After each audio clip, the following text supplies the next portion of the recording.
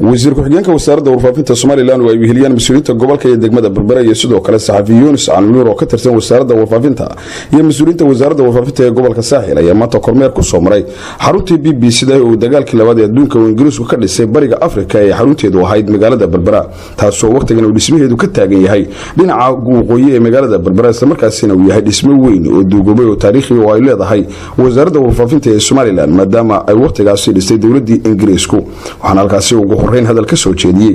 isuduwaha wasaaradda warfaafinta ee gobolka Saaxil Cabdisalaam Sheekh Asmaan Nuur waxaana hadaladiisii ka mid ahaa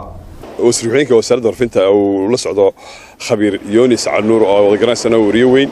mas'uuliyiinta gobolka iyo degmada iyo taliyaha qaybta gobolka Saaxil ayaa haatan ku sugan halkan oo ah xaruntii hore BBC-da oo maanta booqasho runtii waftiga ay ugu yimaadeen mas'uuliyiintuna ay leeyihiin barxaladeeda saxafi Yunus Canuur oo isagoo ka mid ah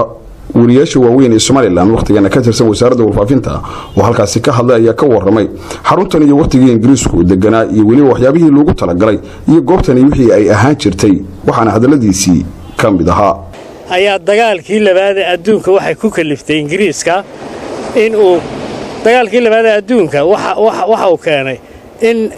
waxaan dagaalkii hubkaba laga baxo dagaalkii propaganda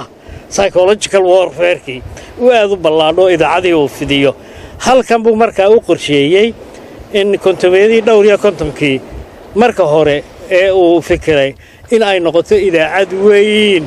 oo relay station oo idaacadaha BBC-da ee idaacadda caalamiga la yiraahdo ee dhowr iyo konton af bariga ku hadli jirtay in halkan uu ka sameeyo xarunteeda Afrikada bari iyo bariga dhexe oo dhan ilaa iyo koonfurta India dhowlaf buu halkan ugu talagalay in marka laga faafiyo af Carabiga af Ingiriisiga afka Farisiga la yiraahdo ee Iran lagaga hadlo Gujaratiga oo ah koonfur India dhulkaasi oo dhan ayuu ugu talagalay halkan in laga faafiyo wuxuu ku rakibay xataa qalabkii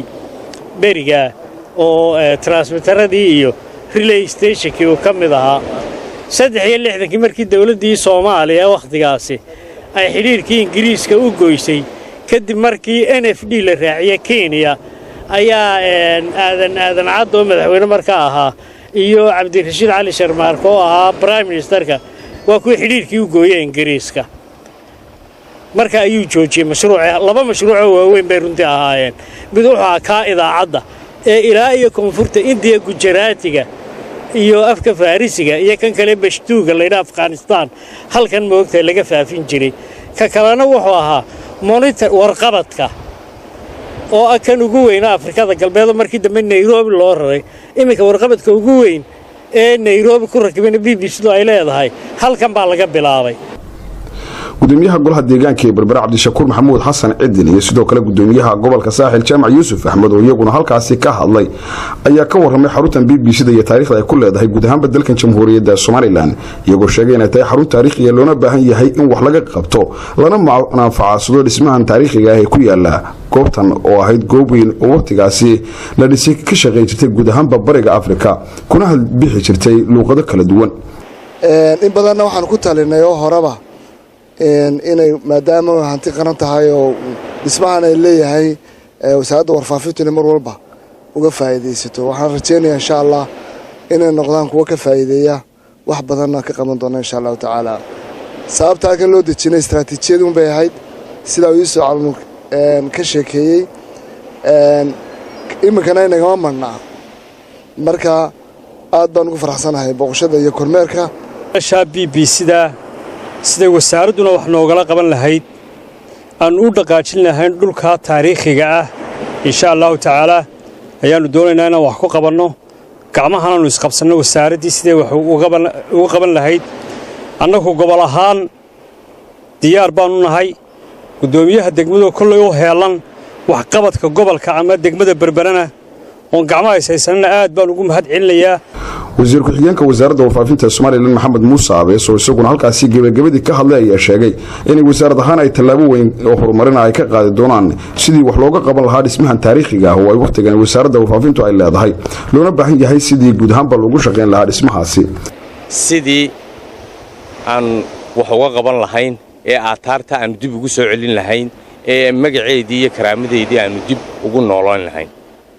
waxa aan musaaka u eeginay bal in qiimigeedu intuu la eg yahay sida ay tahay baaxaddeeda dhismaha wixii imika ku baaqaya bal qiimiga uu leeyahay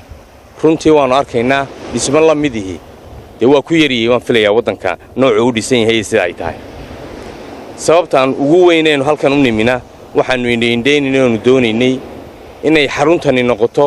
xarunta laga maamuli doono haddii ilaahay nagu guuleeyo oo aanu hamada aanu leenahay ilaahay noo waafajiyo in TV-ga localka ah in laga maamulo xarunteedii laga maamulaya ay noqoto oo dhismaheeda iyo qalabkeedaba aanu ugu diyaar garoobi doono oo aanu dooni doono insha Allah billaah kariim sidaan wax uga qaban lahayn goobtan taariikhiga ah ee BBC-da oo ah dhisme isagu laba dabaq ah ayaa waxa uu ka koobnaa qaybo kala duwan oo warlalis iyo baahinba isla markaasna ay ku shaqayn jirtay idaacadda BBC-du taasoo siyaasad ahaan waddanka Ingiriisku dagaalkii labaad ee adduunka uu halkan xarun uga dhigay wadamada bariga Afrika iyo guud ahaan bariga dhexe. Mukhtaar Cabdiraxmaan Maxamuud, telefishinka qaranka Somaliland, Berbera.